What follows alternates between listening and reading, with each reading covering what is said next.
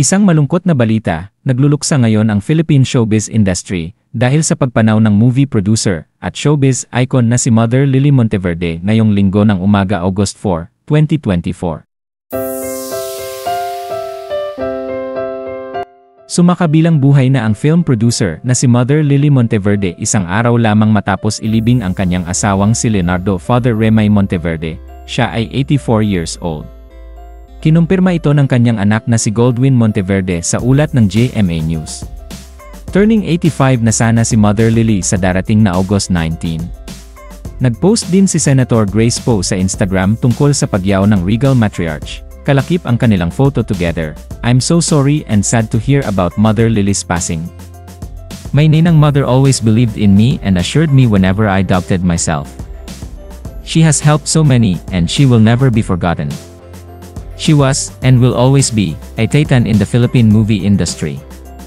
Our deepest sympathies and condolences to her family and loved ones," ang buong post ng senadora.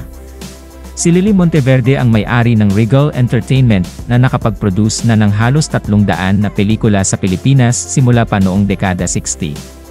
Naulila ni Mother Lily at Father Remy ang kanilang mga anak na sina Rosel, Dondon, Sherida at Goldwyn Monteverde. Ilan sa mga hindi malilimutang pelikula ni Mother Lily ay ang Mano Po Anthology na nagsimula noong 2002. Na sinasabing patribute ng itinuturing na ring movie icon sa kanyang Chinese-Filipino roots. Ang iba pang hindi malilimutang pelikula na ipinudrus ng Regal ay ang Shake, Rattle and Roll franchise, Scorpio Nights, Sister Stella L, Oro Plata Mata, at marami pang iba. Hindi matatawaran ang kontribusyon ng Regal Entertainment sa mundo ng telebisyon at pelikula. Nito lamang July 29 ay sumakabilang buhay ang kanyang asawang si Leonardo Monteverde, na mas kilala bilang Father Remy sa edad na 86 nang dahil sa pneumonia.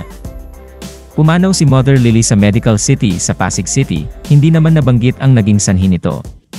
Agad bumuhos ng pakikiramay mula sa social media para sa pamilyang naulila ni Mother Lily Monteverde.